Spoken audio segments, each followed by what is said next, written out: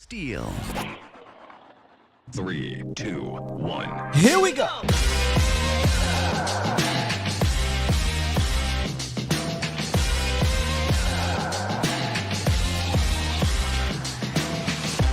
Good morning, good people.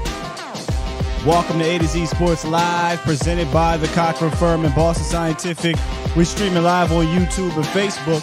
And of course, I am your host, Will Skywalker Steele. Boom! What's up, squad?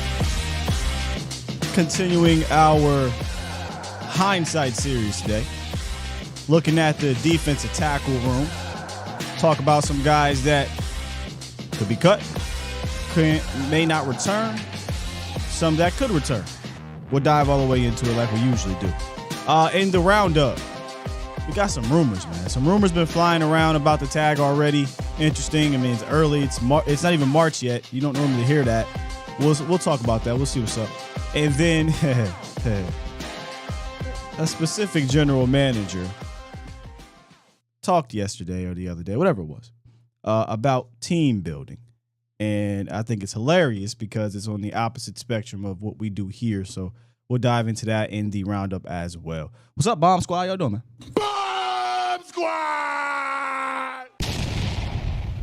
Did y'all see one LeBron James break the record yesterday? Shout out to LeBron James. A lot of y'all are probably like, not my GOAT. That's cool. That's cool. You know, the greatest of all time is usually very, very opinionated. But still, man, it's an impressive thing to do. You know, when you score that many points over that long of your career, and still he's playing at a high level, you know, year 20, which is crazy, man. Unbelievably crazy. Salute to LeBron James and family. Did think it was weird that Anthony Davis was kind of in the back like that. But, salute to him. Anybody watch that game? Impressive feat, says Toxic. The chosen one says Iceberg Q. Yes, man. Look, in high school, I can't remember. But when LeBron James was in high school, I remember his games being on, I think it was pay-per-view at the damn time or something like that. Like, you had to pay to see his games. I remember our local high school teams traveling to go see LeBron James. Like, it was ridiculous. You know, the whole chosen one thing, the media attention, even before social media, and now there's social media, it's even more scrutiny. Like, what he had to go through, I think, as that guy, right? Him for this generation, I think, was more media driven than many other generations. Now, there was other things racially, you know, driven back in the 60s, 70s, 80s or whatnot. But just from a pure media standpoint, it was kind of wild seeing him grow up in the eyes of the public. And I think he's handled it pretty damn well, man. I know a lot of people don't like LeBron James, but I think he's handled it pretty damn well. And now he is the all-time leading scorer. Salute to LeBron, man. Salute. LBJ top 1, 2, 3. Not a fan of him, but he can play. A lot of people are not a fan of LeBron James, but he's undoubtedly one of the greatest of all time. And it's not even close. Like, it's not even a question. He's one of the greatest of all time. Where you put him at, that's always going to be up for debate. That's why those debates are fun. But we know who ain't one of the greatest of all time. No, I'm just playing. Let's get into the roundup real quick and come out of that and talk about this Cowboys interior D-line, because much like last year, we went into the draft saying this is a sneaky position that the Cowboys had to address. It feels like it may be that again, depending on what they elect to do prior to the draft. But we'll talk about all of that and a little bit more in this show. It's time! It's time! It's time! It's time. It's time. It is time for. It's time for the morning roundup. Round 'em up, boys. Hey, yo. So, Super Bowl winning general manager Howie Roseman spoke yesterday or 2 days ago, whatever it was, Wednesday. He spoke and he talked about team building. And this is what he had to say. This is his quote. I'll read the quote first and then we'll discuss. When we won a championship, we made aggressive decisions and we had taken some risk And we saw that it's hard because the league is designed like a bell curve. They want most teams to be in the middle of the bell curve.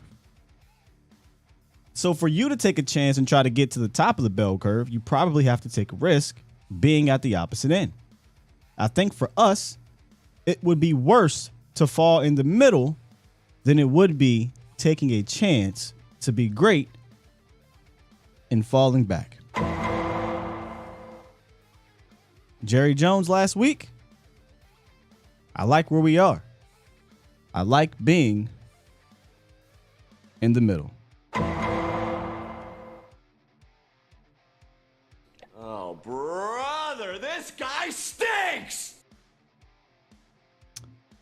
I'm just saying, man. Like general managers are telling you how to skin the damn cat, but we just continue to want to do it this way. Salute to Howie. I despise the Eagle fan base, the Eagle organization, but not Howie. Man, I would seriously trade everything to get a guy like Howie Roseman in this organization. Seriously. Whatever you want.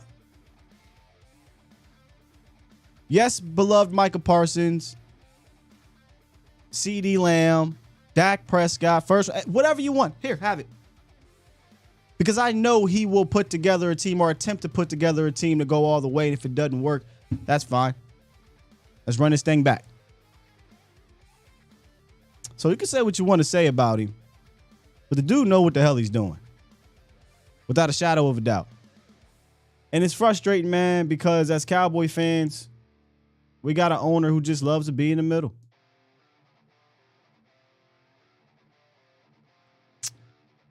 But as my guy says, It is what it is. It is what it is. it is what it is.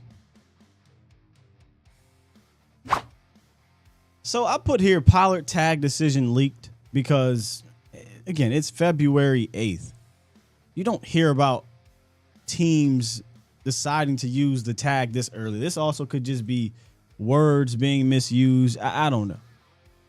But Pro Football Network, Pro Football Network, I believe, dropped the article that said, they're hearing or they expect Tony Pollard to be tagged. Again, I think this is really early.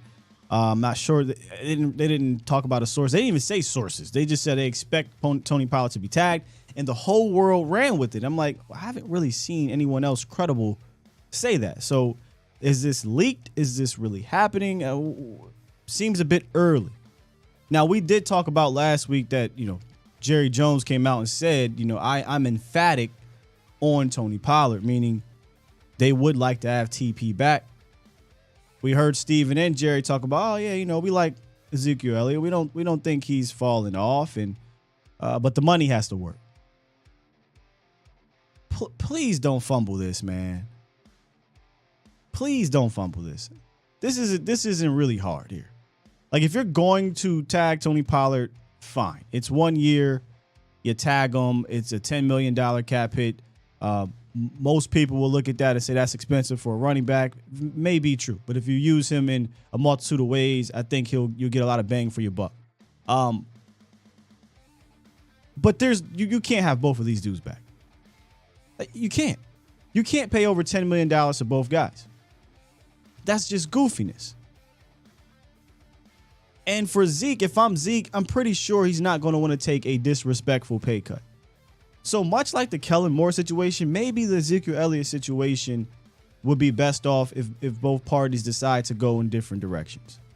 Because 9 times out of 10, Stephen Jones is going to come to Ezekiel Elliott with a disrespectful pay cut. And I don't blame Zeke to say no if he wants to go be featured somewhere else and get paid more than they would ask him somewhere else. Do your thing, Zeke. Totally get it. But I don't think there's a chance in hell that you can bring back Tony Pollard on $10 million and Ezekiel Elliott on $10+ million, paying $20 million to the running back position.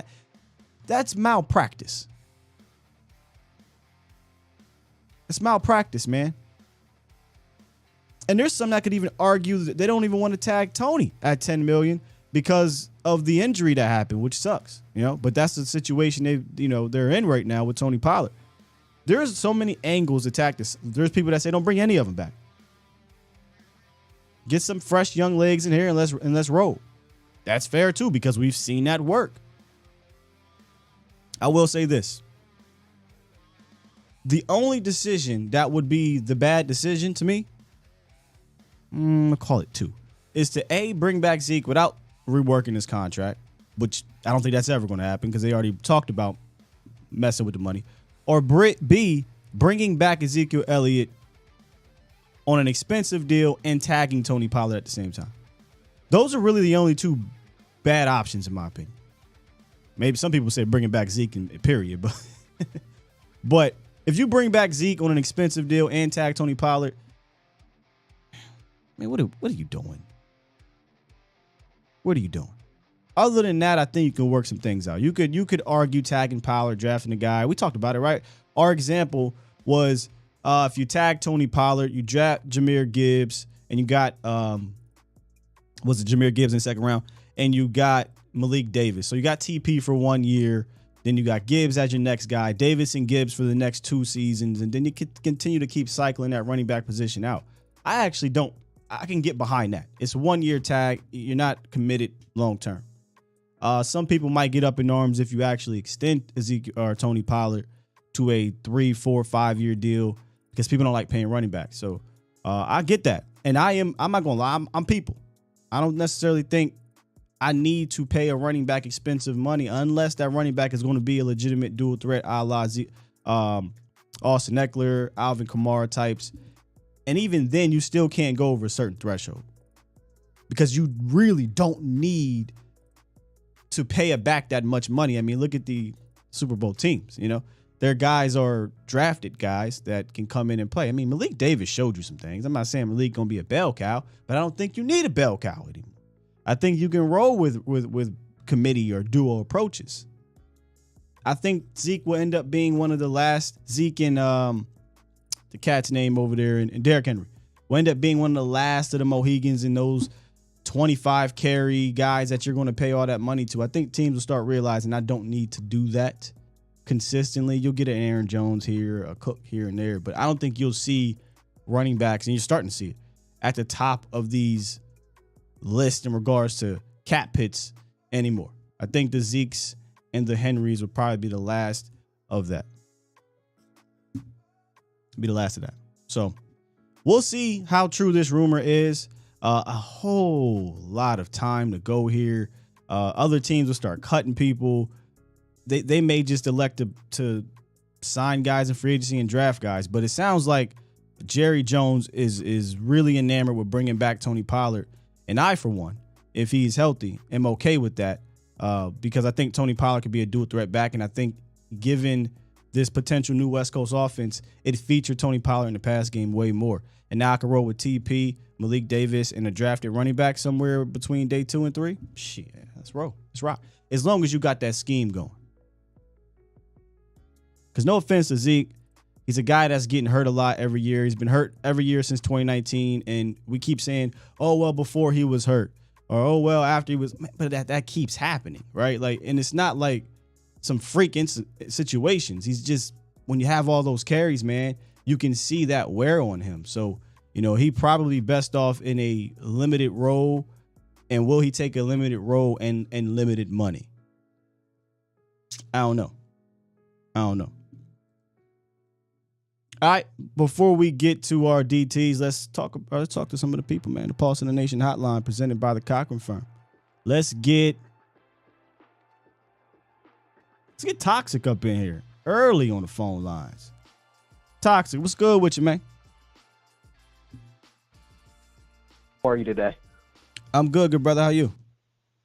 Oh, I'm good. I love that Howie Roseman quote, and I, like you, would trade dang near my left nut to get a guy in there that knows what the hell they're doing. The one thing, I'll make this quick so that way we can get to this good segment today, is the fact that we're even having the discussion about malpractice of our front office. Yeah.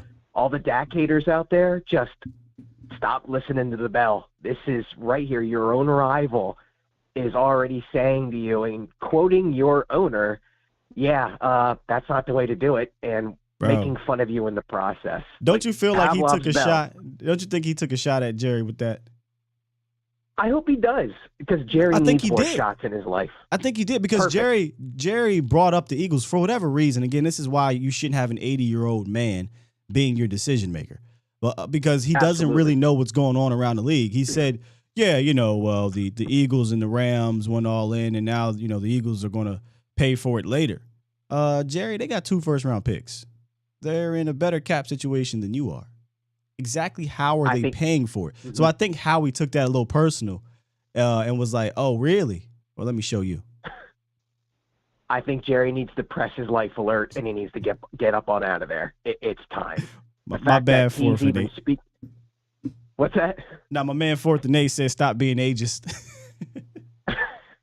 And the whole thing with the whole Tony Pollard debate and the Zeke Elliott debate, it just reminds me of that old Vine where the guy, it's the Magic School Bus, and the guy's about to take off his helmet. He's like, don't do it.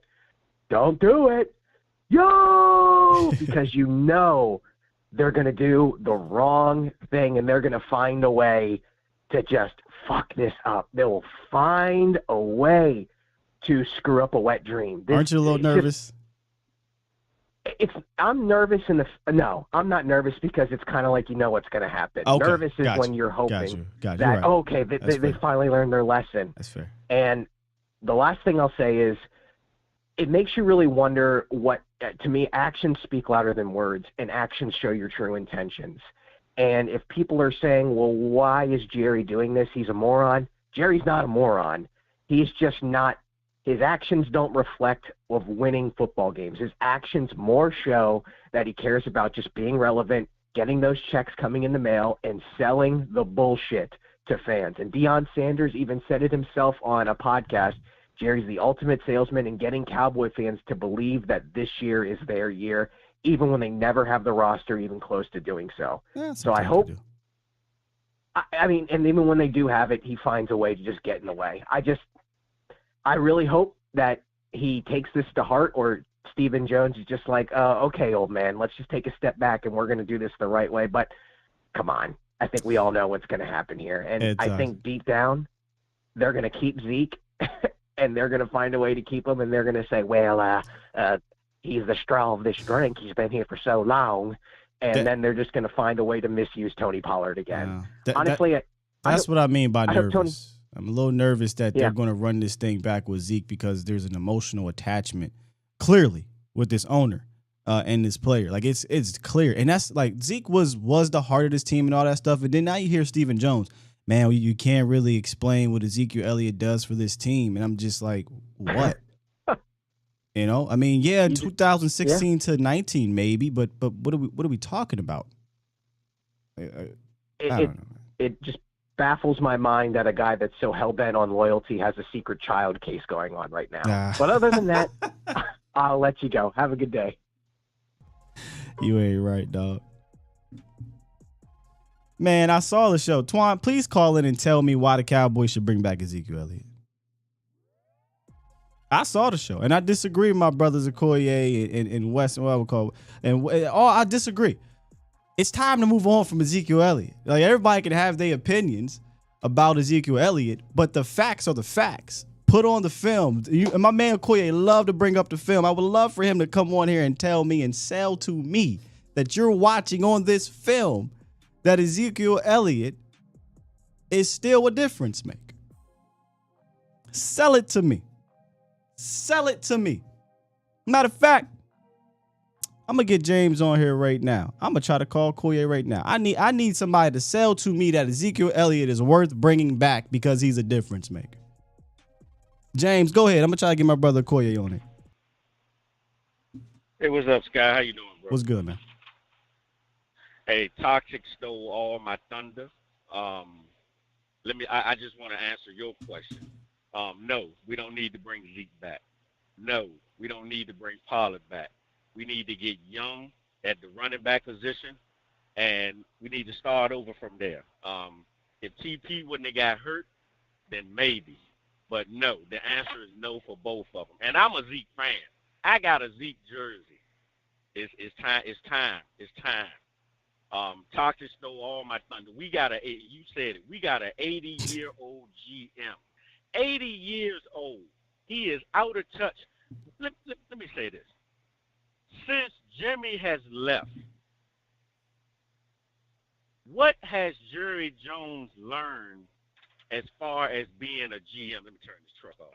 Since Jerry, what has he learned? I'm going to say not much. When it's time for him to do a deal, them GMs see him coming and they work his ass every time. When has Jerry come out on top of a deal?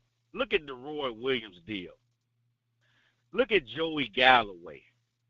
Look at all the signings that he had done.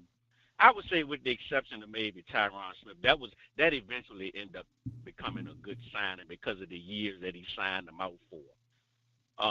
The GMs, when it comes for him to do a trade, whether it's to bring in somebody or to, let's say, with Coop, to trade him, them GMs see his ass coming and they work his ass every time. So with trade being my topic, I want to say this and then I'm going to roll out. We waited too late to trade Tyron. Now he's injured guy. What you going to get for him? What about trading Zach Martin? He's 32? Yeah. He's 32 years old. Before he gets to the point to where his value is going to go down, what about trading him and try to get some value for him before he gets too old? I've been saying this for 2 years now. You can't be emotionally invested into these players because the star is supposed to come first. So if the star is supposed to come first, then you do what's best for the team. And you talking about Tyron? I'm talking about Zach. Oh. If we can trade, yeah, I'm talking about Zach Martin.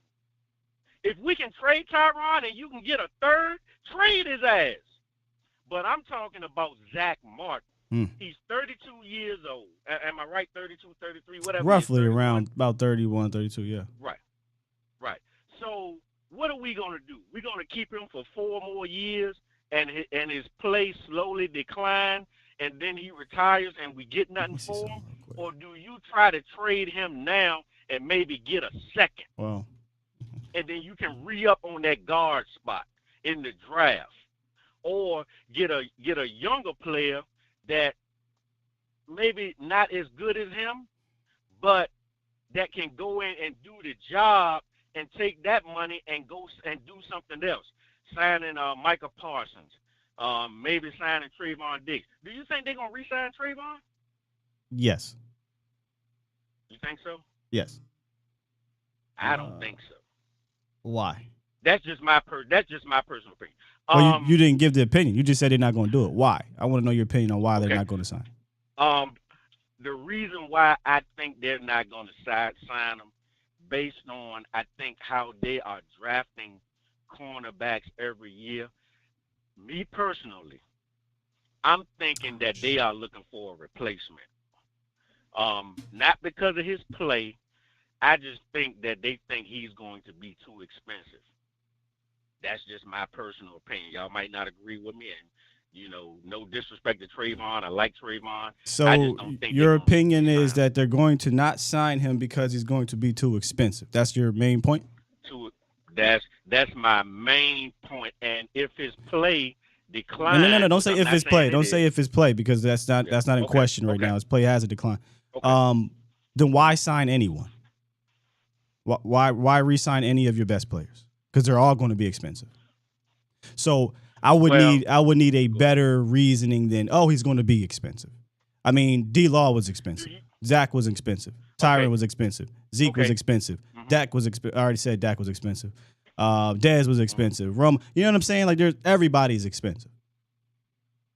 Right. Do you think he's a one-time generational player? So you only sign generational players? No. I'm not saying that. I'm just asking a question. So what does generational have to do with extending your All-Pro, Pro Bowl cornerback? Well, I think that this is just my personal opinion. I think that they think that they possibly could find someone in the draft. And I think we will see according to how this draft goes. If they draft a couple of cornerbacks in this draft, I think they're gonna be looking to replace him. That's just my personal opinion. But getting back to Zach, though, I didn't. Go ahead. Go ahead. What you saying now? Now, I was trying to get you to sell that part to me too. Like I didn't really hear the best reasoning just yet. You just think they're not going to do it because he's expensive and they're drafting corners. Right. That's my reason. That's okay. my reason. Fair enough. I'm not comparing him to Byron Jones. But you see how they let Byron go. This is true, and I think they realized they messed up on that situation. If we're being completely honest. Okay. Well, we'll see. But getting back to Zach, and I want to close with this.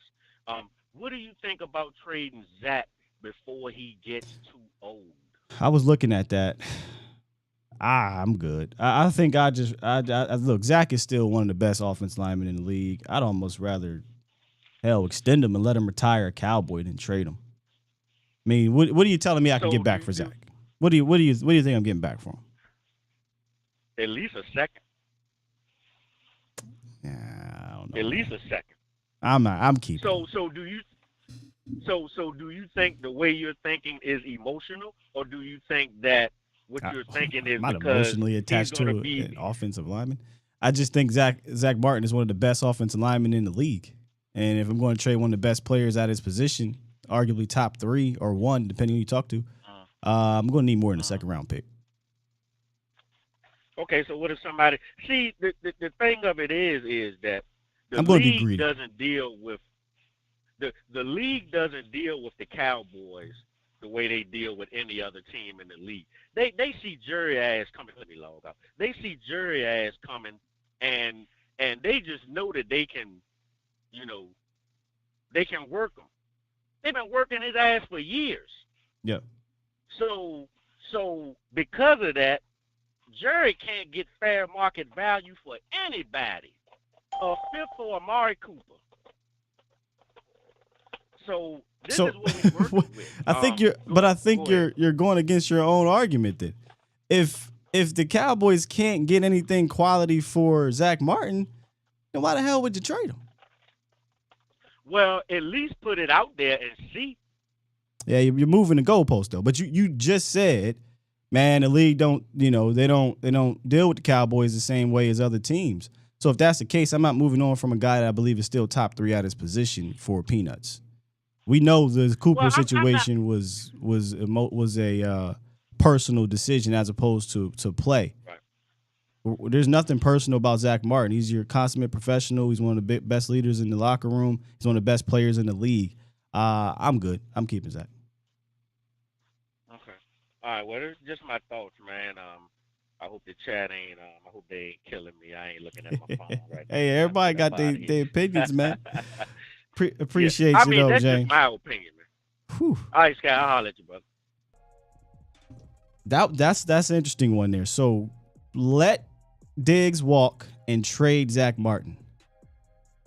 I mean, I'm all for guys moving along and things like that because draft players and trade for other players. But man, that's a whew. I don't know, man. I would re-sign Diggs. I don't know why you wouldn't. I mean, maybe he's saying they wouldn't. I don't know if James, you let me know if you would re-sign Diggs. I would re-sign Diggs. Got me a corner for the foreseeable future. I think we saw. I mean, let's be real. If the Cowboys kept Byron Jones, you'd have Byron Jones and Diggs. I don't think anybody would be complaining about that. But trading Zach Martin, nah, I'm good. All right, I got other callers on here, but see, this is why our community is so dope.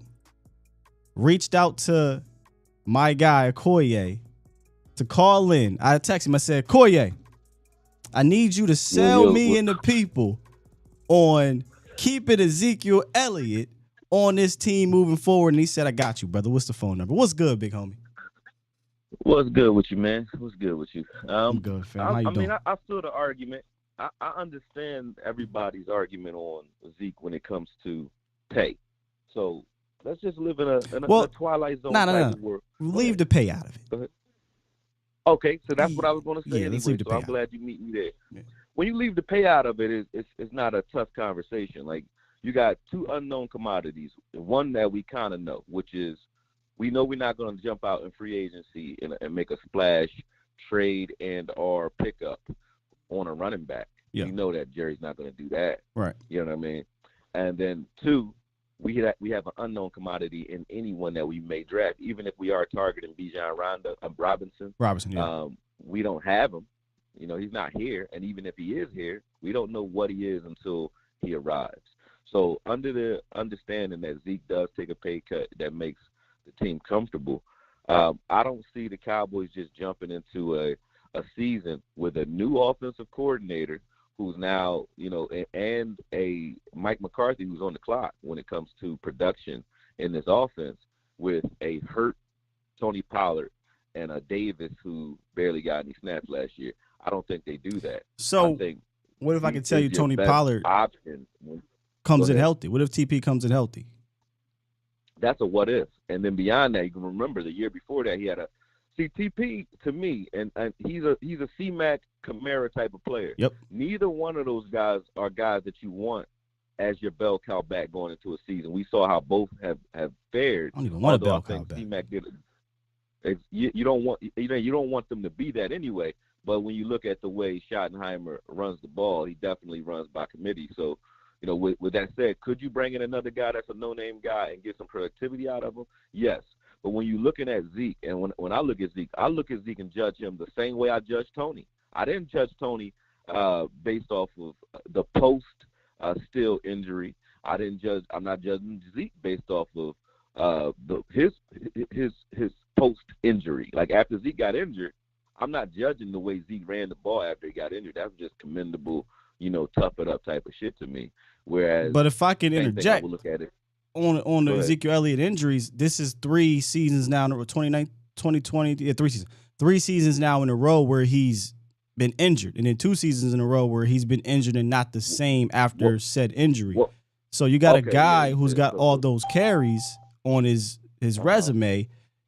Most of Right. the time, those dudes don't get better. And we've seen, I mean, I think you can even admit this, being the biggest Zeke fan, Mhm. he is not the same player that he was when he came into the league or a couple years after. He's slowed down from an athletic standpoint, and he plays the game differently. And I think he plays the game in a way where you can find that type of production or level of play in the draft. If we're being completely honest, a bruiser.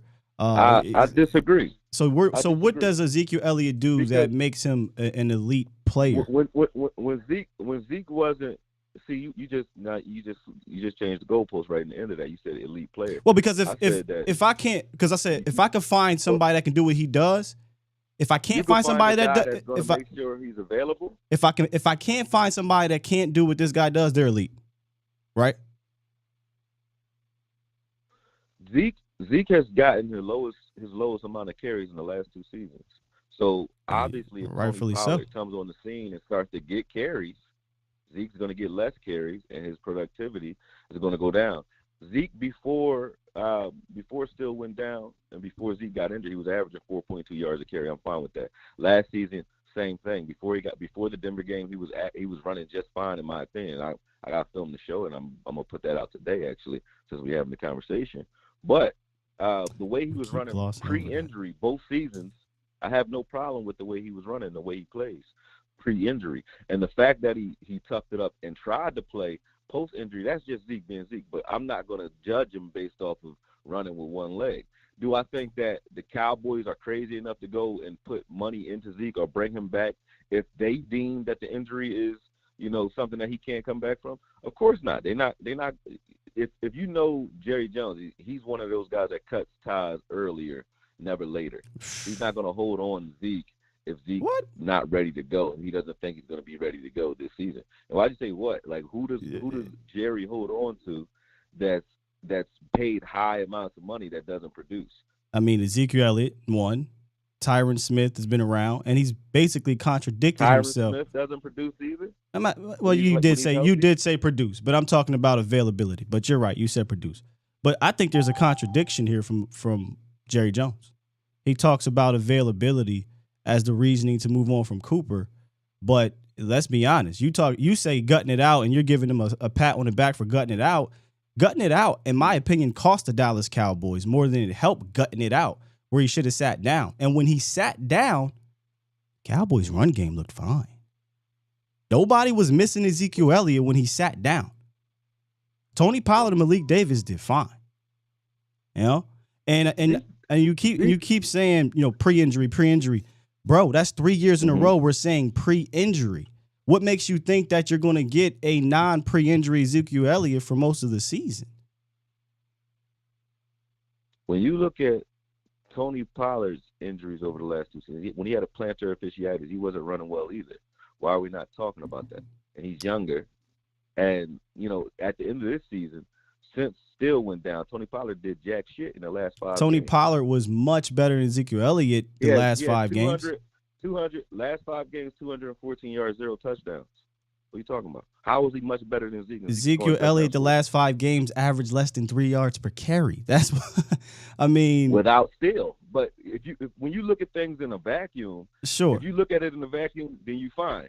But if you say, okay, we got a line that's jumbling around, but that has nothing to do with the run productivity. But we're gonna look at Zeke as if he's just running the ball by himself. I'm sorry. Not that the last. Make any sense. Not the last 5 games. The last 10 games for Ezekiel Elliott, he averaged 3.2 yards per carry. In the playoffs, he averaged 2.34 yards per carry. Tony Pollard, in the same time. Go ahead. Tony Pollard in the same time frame gave you productive games. Ezekiel Elliott did not give you a productive game the last 5 or 6 games of the season. Not one. If we're talking about production. And you keep saying, and I said when I got on the phone, if you're judging Zeke pre-injury, it's a different ballgame. If you're judging him post-injury, I'm not arguing with what a guy's doing with one leg. Like, you want me to make an argument about what Zeke was doing in the end of the season. But what I said was Tony wasn't hurt in the end of the season and didn't produce anything. Zeke was still scoring touchdowns. So to say he's not producing when he went on a 9-game stretch until the end of the season, to the last game of the season, I think he scored a touchdown every game. 2 touchdowns in one game, I think, against the Giants or the game before. Fair enough. But fair enough. That's go line. And then the Giants game was on Thanksgiving. The Giants game was on Thanksgiving. He was very productive in that game, if I remember correctly. He had two runs over 20 yards in that game as well. So the Giants game, he wasn't producing anything. No. I'm saying the last 10 games was 3.2 yards per carry. The last 5 games he didn't do nothing. Is what I'm saying. You brought up 5 games. I'm bringing up pre the injury to Houston. The Giants game was his most productive game. No doubt about it. That was his 5.75 yards per carry was his most productive game. But again, the trend over the last few seasons is Ezekiel Elliott doesn't stay healthy. So you're saying if healthy, right? But when I asked you that about Tony Pollard, you said, well, that's an if. Well, so is Ezekiel Elliott. I'm talking about that's an if with his foot. Like, why would I take a running back why would I go into the season with an unknown commodity and a new offensive coordinator? If anything, Akoye. What do I know about Zeke? What do I know about Zeke? What do I know about Tony? If Zeke gets injured, the way that Brian Schottenheimer runs, Zeke is going to cut his foot off to be available. Now, do I think that Zeke's going to come in and am I saying Zeke's going to come in and be a 1,300-yard a season running back again? I'm not saying that. Right. But even when if you will, even with injured Zeke, if you will, like I said, his carries, whether you say his productivity was off or his yards per carry were down, I'm not arguing that. But his carries were also down. Now, he missed 2 games this season. He had 876 yards this season, and he missed 2 games. Yeah. Had he played 2 games, he may have been over 1,000 yards again. Had he also gotten the carries that he usually gets, but we're splitting carries. Everybody want him to split. I want him to split carries as well. But everybody wants him to split carries. He's no longer getting the carries of a back that gets the 1,300, 1,400 yards a season. So, obviously, the yardage is going to reflect that, and it does. But how much of that goes into the fact that we're doing running back by committee now, where if if I'm looking at Boom. that, I'm looking at the total productivity from the running back position, and we're still getting that level of productivity even with Zeke on the team. If that were to fall off, then I would say, okay, I understand what you're saying, but that hasn't fallen at You all. making my point for me there. You know, if we're going to go running back by committee, number one thing I haven't heard you mention quite yet, which is interesting. Just Tony Pollard. No, it wouldn't be just Tony Pollard. You still have the draft, and you still can sign guys and still bring back Malik Davis, who's on this team. So committee doesn't mean it's just one guy, one main guy. You can bring in draft guys. Look at the Super Bowl contenders, brother. They're running a running back by committee out there with a running scheme that doesn't need to rely on one bell cow back. You don't need a bell cow back. And the other thing is, you are talking about Ezekiel Elliott in the running back position as if it's the quarterback position. It is the most easiest position to replace in the National Football League, and it ain't even close. It's documented. There's evidence that you can draft a guy anywhere from 1 to 7 and have production with those guys. That is proof. It's there. And you talked about, well, when Zeke got hurt, what would he look like pre-injury? Do we want to talk about what Tony Pollard looked like pre-injury? Do we want to talk about what Zeke and Tony Pollard looked like before Terrence Steele went down? Tony Pollard was without a shadow of the doubt the best running back on this team. And when Zeke did not play those two games, you making my point.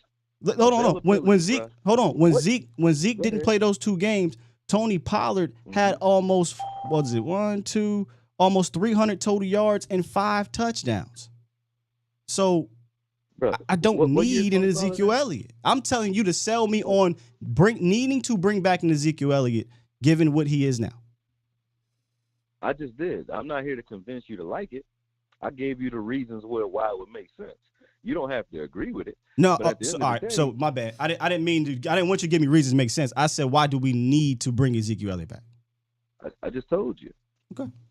I told you. At the end of the day, if you're saying go into a new season with no answers at running back, with really 0 available running backs, that doesn't make sense to me. Now, if you said, hey, I wasn't watching the show, but if you said, hey, we're going to go out and trade for one, or Jerry indicated that he's ready to move on from Zeke and he's going to trade for a running back or go and sign one in free agency, show me the free agents that you would bring in that you think are worth that type of money. Cool. Gotcha. If you said we're going to address it in the draft, until the draft, it ain't a conversation because I don't know who we're going to go get. Okay, I got you. So at this moment, why would I go and cut Zeke and have 0 answers at running back? That makes 0 sense to me. Okay. Now, if we're talking in June, we got 2 running backs in the draft, one that looks like Zeke, one is Bijan Robinson, and we want to move on, and we're going to save money after June, and we're going to cut him. Am I going to jump out of a window and say, and make a Zeke not guilty video? No. But if you told me if y'all don't know what that is, go check out Akoye's Not Guilty.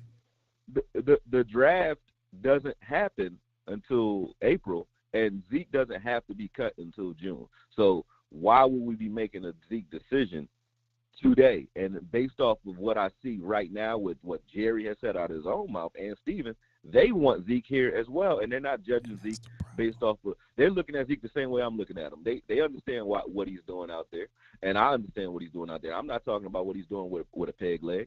But even when you brought up availability, I'm glad you did that because Tony is running wild just like Zeke was in his first 4 seasons, right? Zeke was running wild in his first 5, 6 seasons too, right? But Tony's already showing signs of breaking down. Do you understand what I'm saying? Early. I don't want Tony. I don't want Tony with more carries. So you can tell me how well he plays when Zeke is out. I don't want him to get more of a load. I want Tony 10 to 15 touches because we're not wrong about his level of durability. We're not wrong about that. That's not even the topic at hand because I agree. I don't want Tony Pollard getting 25 carries a game. That's not what we're talking about because I'm all for running back by committee. I've said that at the beginning of the season. I said that I think they should have included Malik Davis in this because I warned people of Zeke breaking down. I like Malik Davis. And Zeke broke down. Malik Davis. I agree with you. I agree with you on Malik Davis. I thought he should have got more carries in the playoffs after Tony went down. I think that 100%. Was a misstep by Kellen for sure. And I do look at Schottenheimer as a guy who can get productivity out of almost anybody. So I don't think that it's a must. Like, if you don't have Zeke on this team next year, we're failures. But when you have a guy that comes from a Ronnie Lott type of ilk, meaning he will literally gut it out off to keep playing. Yeah, For real. That's how Zeke is, man. So when you have a guy like that, you know that if availability is an issue, when you're talking about availability and having a guy that's really going to put it on the line, in my opinion, to keep treating football as if, you know, we switch from fan to business commodity. We want to be fans, then we GMs. We fans, then we GMs. We fans, then we GMs. Like, which one is it, in my opinion? Like, I don't like the guys that come out and give me half effort and lackluster and BS, right? When I get a guy that comes out and put it all on the line, to me, he earned a right to say, okay, if he's willing to work with the team, he can play. I didn't have a problem when we did it with Witten. I didn't have a problem when we was doing it with Tony. Oof. I don't have a problem with us doing it with Tyron. To be honest with you, if a player is available and they can play and they playing at a high level when they do play, I say let them play. Like, that's period. And every other team across the league does that. You can't tell me Larry Fitzgerald was the young Larry Fitzgerald in the end of his career. He still was. They found a way to find a role for him on that team. Now, Zeke can't. You know, if we come into this season, obviously with the pay cut and, you know, it's a repeat performance, okay. And same thing with Tyron. I'm not arguing that, but injuries shouldn't just say, okay, I'm looking at you now like you trash immediately when you were the one putting it on wax for me, and that's why you got injured in the first place. Like, that's how I look at it. As, excuse me for being a fan at times, but that's how I look at it as a fan and not an analyst. I'm like, okay, this is a guy that will put it all on the line for this team, and I respect that out of anybody that does it. You know what I mean? And coming from you know what we put into just to get up and do this type of stuff that we do. We're just doing shows. You know what I'm saying? That's why I respect you. That's why I respect what we do. Because to get up and have an idea and actually move forward with it and put it all on wax, that takes effort. But when you're doing it on the field, I respect it, man. You can't hit me for respecting it. Now, I'm not from a business perspective, though. I'm not like arguing. I'm not going to, you know, cry if Zeke's not here, but you got to give me an answer other than no running back. There we go. Can't be. We don't have a running back other than Tony, who we want to heal and rest up, and now we're gonna put that pressure on Tony Pollard coming off of a nasty injury to his wheels at that. So I don't like it when we did it with Gallup this year. We kind of rushed him back because we paid him. You know what I mean? And he didn't produce. And I don't want to get that repeat performance out of Tony. If anything, I would rather run Zeke into a pile of smoke than put Tony out there and ask him to do it. You know what I mean? Or trust Davis, who we haven't given the carry yet. But this conversation we need to continue, because I feel like, again, we're not putting enough emphasis on it's a running back position. Like, we're acting like this position is a position that requires some rocket scientists. That GM hat on, man. Like, you know, the running back position is only devalued because we no longer they don't want to pay running backs because of the amount of history. No. So forget the money. It's devalued because of the running back by committee that they've done all over the season. Throughout your monologue, Akoye, you brought up so many different things I didn't have a chance to interject. So I'm kind of just talking about the last part here. My bad. But so I can't remember everything you were saying specifically. But it ain't about devaluing. You know I go hard. I know. That's why I let you go. I don't let everybody do that. I let you go because you're my man. It's not about devaluing the position because of money. I can care less about that, right? I'm watching the man play. You love film. I'm not watching a guy that I feel like I can't go out and get a guy to do similar things or better things. I'm watching a guy be broken down. You talk about Tony Pollard being broken down. What the hell you think Zeke is, right? Getting broken down because of the carries on his body. I respect Ezekiel Elliott just as much as you respect Ezekiel Elliott. But, you know, as the warrior and whatnot, I've often said that. He's a warrior. He's going to go out there and he's going to play. And you say, you know, separate the fan and GM. I mean, as a fan, I also want to put the best possible, you know, team or the best possible situation out there. And to me, I can't watch Ezekiel Elliott and say that is the best possible situation if he is still part of a duo where he's going to receive, I think it was somewhere along the lines of 17 carries a game, you know, the last 10 games of the season. I'm not for that. But if you say Zeke's going to come back at whatever you say, right, like a team-friendly deal, and he's only going to get the rock in tandem with whoever the other guy is, Jahmyr Gibbs or somebody else or Davis, 7 to 10 touches, You could probably sell me on that, but guess what? I don't even need to pay a guy like that to do that. I don't need to keep a Zeke like that to do that. I can get a guy with fresher legs that's more explosive, more powerful, and more springy and more healthy to do those things. So I get you want to separate, you call it GM and fandom, but I say as a fan, I don't have to separate those two things. Because like you said, why did Malik Davis not get more carries? You wanted Malik Davis to get more carries. You know why? Because go back and watch how Ezekiel Elliott ran the ball. Yeah, he was injured. And that's something I can't guarantee that will or won't happen again.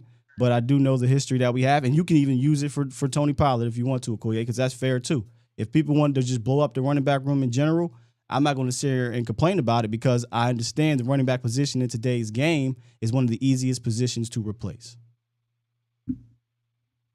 Feel me? I disagree with that part. Ooh, what's the easiest position? I don't think you can just go find running backs that that are like bruisers on a regular basis. Like you can find a guy that wheels will come off in like a year, and that you can scheme into something like if you're San Fran or something like that. But I'm watching Zeke's runs, like I said, pre-injury, and I don't think you can just go find a guy who, and Tony too. Tony's in a lot of Tony's plays, they're not getting blocked. The blocking, I understand, we like the big play, right? But some of the blocking in these plays is like, you're missing 3-4 guys in the backfield before you break one type of thing. It's not like TP make you miss. It's not like the Dallas line of old where we could just put anybody back there because it's that Emmitt Smith type of line. We don't got that. So let me do this. Let me pivot real quick so that we ain't arguing back and forth about Zeke because you did a film breakdown on almost called him Marty Ball. See, that's how we go back. Yeah, right. Brian shot. I don't think so, but I want you to talk to people because when you broke this down, right? This was before Mike Solari got hired. So when Mike Solari got hired, they said, "Well, shit, Koya done did the work for me. Let me go watch because I wanted to go watch the how the offense line operated. I did some research on Mike Solari, and I kind of came away more looking at the O line and how they operated as opposed to what Shoddy did because I think Schottenheimer and McCarthy are going to work in tandem more with the passing aspect of things, and Solari is going to handle the run game. But what did you see when you went back and watched Schottenheimer from a schematic standpoint in the ground game, and how can that help out whoever the hell the back is, if we're being completely honest? Right. One thing we talked about last night that West Coast actually brought up that it didn't make sense, but it's just a good question.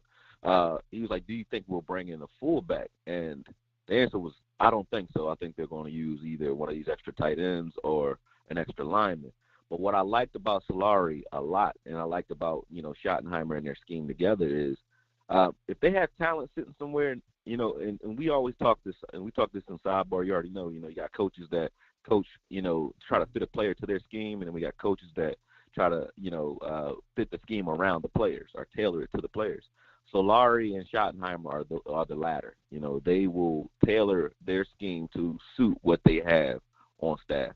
I'm looking at the film right now, and what they did almost every play, unless it was like an obvious passing situation, was bring in Fant, the extra number 74. I don't know what his first name is, but they would bring him in as an extra lineman, and that would cause defenses that are in their base formations to have to spread out and have to try to cover more ground by spreading. And we know that we've dealt with that when it comes to us having to set the edge against teams that are kind of coming in those tight trip formations and stuff like that. They were giving guys fits, but without the wide receiver, without using a wide receiver, they were using a full-grown tackle to do that. And it causes a lot of problems when it comes to your front four because they're always outflanked, out-leveraged, and off-balance. And I like that.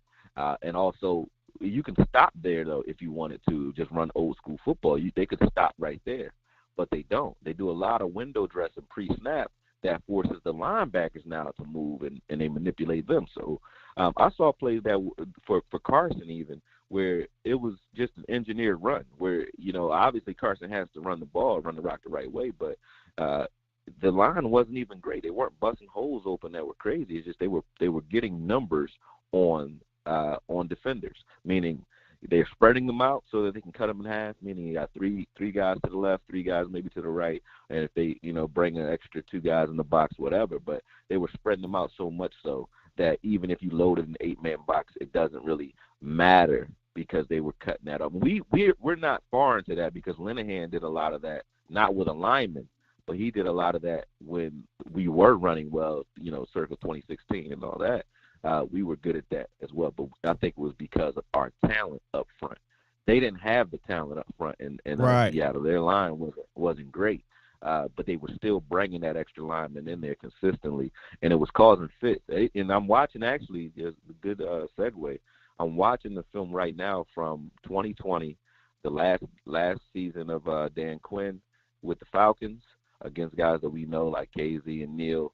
And also the Seattle Seahawks. So I'm watching Schottenheimer and Solari versus Dan Quinn's scheme right now, and they gave Dan Quinn fits in this game. Obviously, he didn't have the personnel that we have now, but still gave this team a lot of fits due to that very same thing. Like, you want to keep that big nickel out there, or you want to play sort of like that pass defense scheme like we play. It doesn't work against this offense because of the fact that they use big men, but that doesn't mean they don't throw the ball, which was crazy. Russell Wilson was still having a great game in the air, but it was due to like flood concepts, play action, and so on. So they're giving you looks. Go ahead. I think that, having Schottenheimer with McCarthy, you're going to see way more of that. You talked about it briefly. You kind of glossed over it, but I don't think we should, man. More pre-snap motion, window dressing. And I think the run game, all that you're talking about with this run game, is going to be mirrored with the passing game. And I want to know if you saw that, and I think you looked at the 2019 film. If you saw that with Schottenheimer's concepts throughout the games. I know you watched the Cincinnati Bengals game, and I saw some there where those deep shots were mirrored sometimes with that play-action game, with that run game, where it looks the same, get under center, looks like it's going to be a zone left, they pull back. And this is one of the things that in the West Coast offense, some of the principles, Kirk Cousins does it, Russell does it. They'll do that play action left. He'll roll back to his right, and then he'll throw the opposite side, right? And it'll be somebody wide the hell open. And you're a psychic, man. And I feel like I'm looking at that right now. See, I feel like we didn't do. I always used to say, why don't we not do that? You got tight ends that can run that route. You got receivers that can. You don't even got to be that dude. Anybody can do a deep over. They make it so easy for your. They make this game so. I mean, I'm not trying to say Russell Wilson isn't a good quarterback, but I think Seattle for a very long time, even pre-Schottenheimer, had made it very easy for Russell Wilson, especially watching this film with Schottenheimer. It is crazy how many big plays come from just simply a drag route on a play action to deep over Metcalf, or a good time screen. They're a great screen team in this. That's coming back. They were a great. That's coming back, Akoye. Screen team. And those stats go on the court. Like we saw that with Purdy. He's throwing it to Debo 5 yards. Debo goes 75 yards. He has 300-yard passing game, and people are giving him the credit for like he's slicing and dicing. He's not. And neither is Russell Wilson. But he is hitting guys wide open deep because there's nobody out there. They're not running coverages in these games. Even Dan Quinn wasn't running the type of coverage that he normally runs because they have to commit so much personnel to the line of scrimmage to try to account for the extra big bodies that he's bringing up there. And I think they're going to give these guys fits with that because if you make it look the same and we're not doing things like run power, bring in McGovern as fullback, but then the next play go empty backfield. We've seen a lot of that, short yardage and stuff like that. It's like, no, make them think that you're going to continue to do what you've been doing for the entirety of the game. That's getting on their nerves, and that's what they do.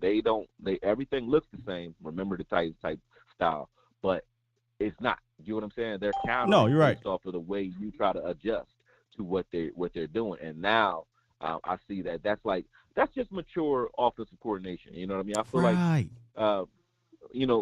Kellen. I don't want to totally crap on Kellen because I feel like Kellen is best suited for what he actually says out of his mouth. He wants a throwing team, and he needs a quarterback and a team that's suited for just that. And I think he found that maybe in Herbert. Let's see what he does over there. But his play designs are okay, but his choice of plays in situations there we go was found wanting. Kellen's and continuity of those plays. He would make a great play, and then the next play would have nothing to do with what you just saw those linebackers or corners react to. Or if you see a corner like we saw in the San Fran game, Lenore, although I think he got an interception, but CD was killing him. We could have picked on him all day. Tony would have done that. Kellen doesn't dribble with a purpose. That's what we call it. We're not attacking things. Yeah, that's what we call it here. It's a basketball term, dribbling with a purpose. My coaches always say that. Don't just be out there trying to show off like a girl was in the stands and you just dribbling, but you ain't going nowhere. I'll pluck you. I mean, you gotta dribble with a purpose, and Kellen never really did that. There wasn't a rhyme or reason. There was just a rhyme, you know, and we saw that happen far too often. And I think his biggest holdback is his experience. I mean, he was an inexperienced play caller. He had plays, but he was an inexperienced play caller in big situations, and it showed up far too often. And that means that it's going to rely on these guys to make plays. Like, I'm never going to forget 3rd and 10, 4 curl routes for the game on the line. I can't forgive you for that. I cannot forgive you for that, bro. But good luck over there in San Diego, as my guy Marv was saying. and prosper, my friend. But I don't think you're going to see 3rd and 10 with the game on the line, 4 curl routes. Like, that's not happening here anymore, bro. Yeah. Am I lying, though? I'm not lying. He said, I will never forgive you. I can't do it, bro. Can't do it. No, now, Akoye, all jokes aside, you brought up the screens. Now, I've been saying this all year. I didn't get a chance to talk to you all season. Bro, I said mid-season, I said, listen, the Cowboys not having the ability to run a screen is a bigger issue than anybody wants to talk about, because it's an easy button that every top offensive team can run but Dallas. And what happens when you get into the San Fran game against a defense that's playing well against you? Your quarterback struggling a bit. Your coordinator can't find something. He didn't have the easy button, Akoye. Like we could have had that screen game against him, and I watched the screen game work against them against other teams. But I digress. 100%. 100%. And when you watch Shotty and Solari, it's coming back. Giving Shotty the credit. Oh man, it's coming back with a vengeance. They got Carson, you know, running 50-yard screens up the field. You know what I mean? Like, so it's just crazy. And they know how to get the ball into their playmakers' hands. So guys like CD, you know, will get the ball early and often, and not just deep posts and you know sitting down in windows across the middle. They're scheming him open. They're scheming Metcalf open, even though he is Metcalf, right? They're still scheming him open. And that's something that we haven't seen either. It would be guys like, even Amari Cooper said that when he was here. You know, you got guys that just, you know, everybody's just winning on their own in their space. You know, it wasn't schematic. And then Dak is now at a point where he can throw guys open and he can make the right type of reads where he's moving safeties and stuff like that. If you can tell me, hey, we're only asking Dak to do that a handful of time, right, not every and time. The rest of the time, and he doesn't have to be great every play. He just has to be great in moments now, and that's all I need him to do. And to me, someone cursed me out for saying it, but to me, he's better than Russell Wilson. And I feel like when I watch Russell Wilson on film, does he make big plays? Yes, but how much of that is attributed to the way Seattle ran the ball? I haven't seen a great Russell Wilson that didn't have a great running game behind him and a great defense. Now, he's suited for that, and he's a good quarterback within those systems or within that scheme. I wouldn't take that away from him. He has a Super Bowl. But when it comes to, like, just I'm not the play breaking down, but I'm just going to move guys around with my eyes and make a proper throw, Dak is getting a lot better at that, and his pre-snap reads as well. So I'm liking what I'm seeing from Dak. I just don't want him to have to do that every play, you know. And if so, I want him to do it with a purpose and some sort of rhythm. I want to segue into something if you got time. You still got time? No, I'm here, man. I'm here. I'm just doing film this morning, so I'm with you. My guy. Look, if y'all enjoying this right now, this is on the fly, by the way. This is what we used to do last year, but, you know, we didn't get a chance to get it popping this year. Please drop some bombs, some flames, some whatever in the chat as Akoye is dropping this fantastic content here on the Skywalker Show, A to Z Sports Live. One thing we didn't bring up just quite yet, and I think we will see a little bit of, and I know we're talking about Solari, I know we're talking about Schottenheimer, but this is Mike McCarthy's baby. This is going to be Mike McCarthy's offense, which means I think we're going to see a lot more West Coast principles in this, Akoye. And I haven't really heard your opinion on it, but you were talking about rhythm, right? You were talking about how, offenses making it easier for the quarterback. I think this West Coast offense is going to make things more rhythmic and easier, not just for Dak, bro, but for these receivers. Because too many times, and you heard McCarthy bring up, it's the most aggressive option route system he's ever been in. He talked about how the receivers, the decision making's in their hands too often, and you're talking about guys who aren't the Amari Coopers of the world. You're talking about CeeDee Lamb, and then a Hobble, Gallup, a Noah Brown career 5 guy, and a bunch of it's CeeDee Lamb and a bunch of guys, if we're being completely honest. But I think this West Coast offense has the ability to make everyone better. I know we're focused on the quarterback because he had a bad game against San Fran, but I mean everybody, bro. 100%. 100%, man. When you look at, like I just was talking, like we said because of that, but we're just talking about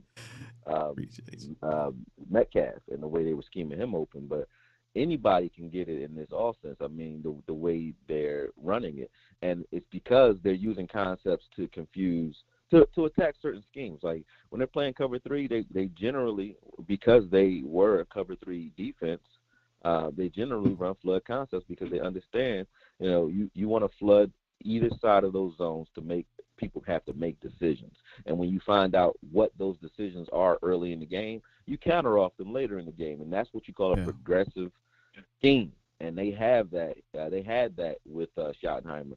And I think that's going to definitely bode well for all these receivers because, okay, do we have receivers that, does anybody really, but do we have receivers where you just say, okay, in a vacuum, we had it with Cooper and when Gallup was healthy and CD, we got kind of spoiled. Well, Kellen got kind of spoiled with that because you can just say, you 3 guys just get open. Right. Do you think? All capable of doing get open.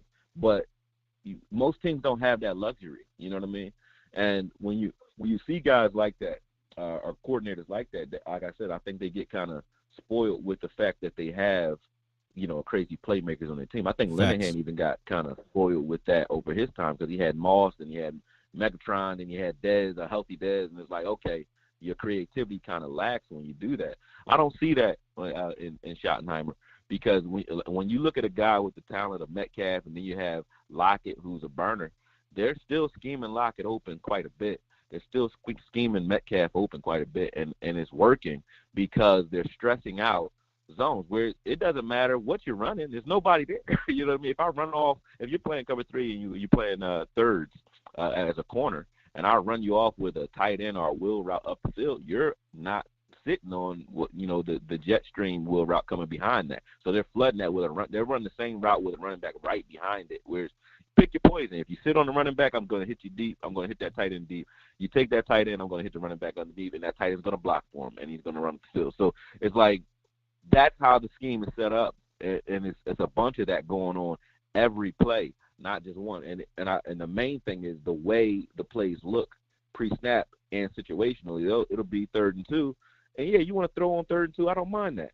Don't run a reverse. Don't run some crazy, extra complicated play. If you want to throw the ball, great. Make it look like you're running, though, because then you have a defense having to make a decision. So that's what I see. It's a lot more mind games, pre and post snap, played in this scheme, and it's without having to do a lot of the extra stuff. You're not trying to fool yourself or get overcomplicated with anything. It's just simple things that make a defense think, hey, this might be that, and then they bring something behind that, and it's working.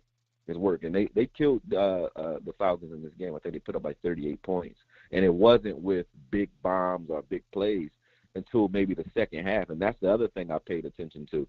They established the run so well in the first half of this game that when they came out in the second half and they were running those same looks, now Dan Quinn's having to commit extra players to the box. And now it looks like Russell Wilson is just out there just slicing and dicing because it's one-on-one everywhere. You know what I mean? So, if your guy wins, his guy slips, whatever, it's a touchdown. So on highlights, because we're not sitting and watching Seattle, in highlights you might look at Russ and say, well, damn, he's just hitting everybody. No, if Dak's getting these type of looks, the type of looks he was getting when he was young and just couldn't hit them, if he's getting those now, Dak is going to rip this apart. I'm not.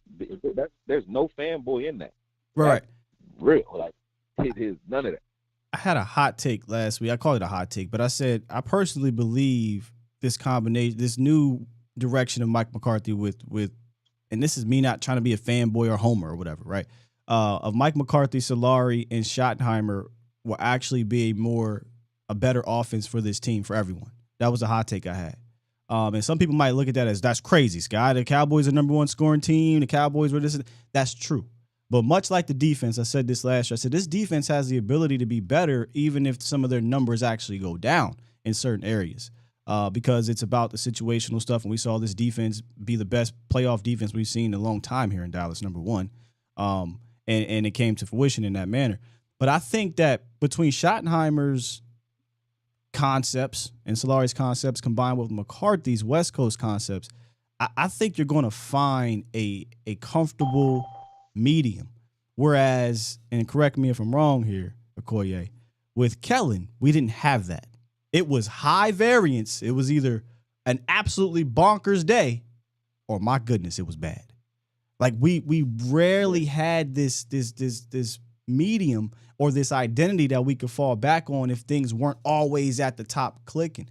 I feel like having an experienced play caller in Schottenheimer and obviously an experienced play caller and game planner in McCarthy who's done this and done it at a high level forever is going to put out more consistent high-level play. And if it's not high level, I don't think we'll see so many lows that we had. And that's just a guess right now because you still got to get the players.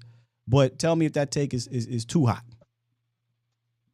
I agree with you. I feel just to take it to a basketball reference, like you remember like the Phoenix Suns where they could score 130 points, 140 points back in the day. I don't remember. It was probably like circa 2000, 2001-ish when I was watching basketball, 99 somewhere. Which team? But Phoenix Suns. Okay. Oh yeah. They couldn't play slow ball. They only can run and gun. They never can win the big game. They never can get to the championship because they get to the playoffs, but they couldn't. But Tim Duncan used to kill them because they couldn't slow it down and play half court. And Timmy could do that. So they used to kill them because of that. And I feel like that's what we are, or what we were under Kellen. We were a Rams type of offense. Like we could light it up if you weren't on your A game, or if we got off and we were firing on all cylinders. It was great. But if Dak was struggling, or if the running game was struggling for whatever reason, or we made any mistakes, or the defense got scored on early, it's like we didn't have a go-to move or a this is our bread and butter. You know what I mean? The best thing about our offense was honestly one of the most risky things about our offense, which was Dak in the hurry-up. You know what I'm saying? When Dak was in the hurry-up, that's where a lot of those interceptions in the second quarter was coming from because we were going fast, which works because it's put stress on the defense and their personnel. But at the same time, we were making quicker decisions and making mistakes because of it. We didn't have a slow game at all. Man, that's my problem. Bro, the Suns comparison is great. You're talking about the Phoenix Suns, the D'Antoni. Who was it? I think they brought back Steve Nash at that time, Marion, where Raja it was Bell. Raja. Yep, yeah. That is such a great comparison because I agree. I think it felt like that. Like if we was, this is before the Warriors throwing up threes all the time. The Suns were doing that, and then D'Antoni took it to Houston.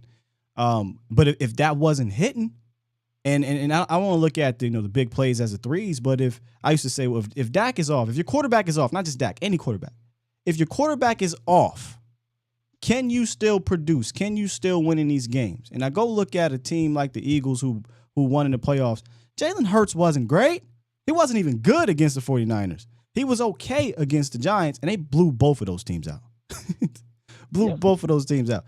So because they have an identity to fall back on. And you saw that sometimes as well with the Niners. You see it with other teams. But, man, that's a fantastic analogy. I got to start running with that. Appreciate that. But yeah, that's truth, man. They weren't doing it. Slow it down methodically, tear teams apart on a consistent basis. You were kind of like crossing your fingers when we had those long drives because we'll have a play that looked like it might have been pick six, looked like it might have been like, what the hell is that, Kellen? And then we'll pull it together more often than not on our longer methodical drives, but. We weren't designed that way, though.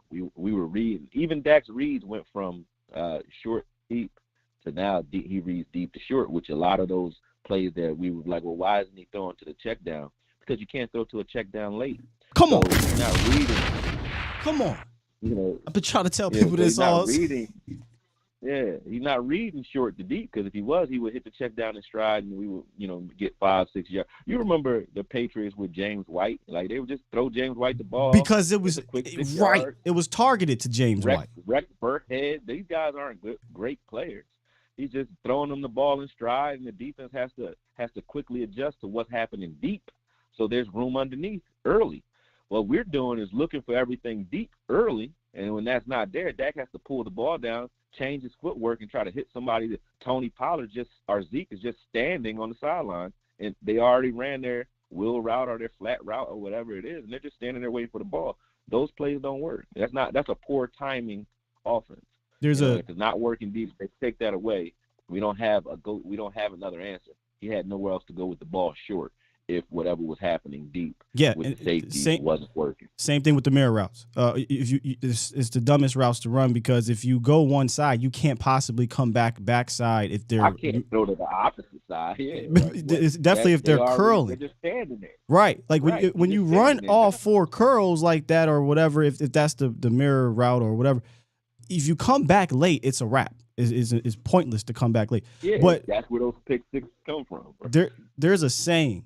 Old school saying in West Coast from the passing part: check down or touchdown.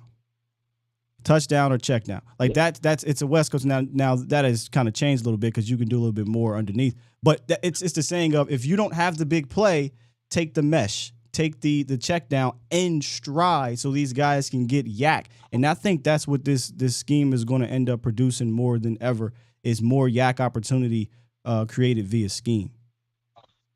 Yep. You ain't lying. Hey, man, look, ain't lying. I appreciate you coming on here, bro. I could talk to you for the next 2 hours about football. We gotta we gotta do this. You got me hyped, man, because now you know what I was already on film, but I was on the I'm doing both these videos. I was doing the film on Zeke pre-injury just to get an honest look at him, because I wanted to see as well. So a lot of the passion in my argument is coming from I'm staring at the plays, so it's a little different. But I was also working on a Schottenheimer versus Dan Quinn's offense. Dan Quinn's defense. And I'm watching that now. So yeah, I'm gonna finish these out today. I'm sitting here. I'm not even hitting the gym or nothing, man. I'm gonna finish these today, and I'll put them out later. So y'all got to thank Skywalker for that, because I wasn't putting these out today. I was gonna probably put them out Friday or Saturday, but thank Skywalker for that, because I'm hyped, man. I'm trying to get it done. Hey, we gotta thank Twan, because Twan brought up the show y'all did yesterday, which I watched, by the way. I watched some of it yesterday, and I said, you know what, Twan, I'm gonna hit up Akoye to see if I can get him on the horn, put him on the spot. And it ain't nobody that handled it. It ain't nobody that handled the on spot pressure better than you, bro. I appreciate you coming through, man. That. For those who don't know though, who may be new here and don't know where to find your content, let them know, because send that joint to me when it get finished. But let them know where they can find you. Oh yeah, sure. Akoye Media, Akoye Media on YouTube and Twitter. Shout out to Sadiq and Charles too. Always hold me down in the chats when they come from my throat, man. Appreciate y'all. I appreciate y'all. They be on our ass, Akoye. Like, you can't fuck around here, bro.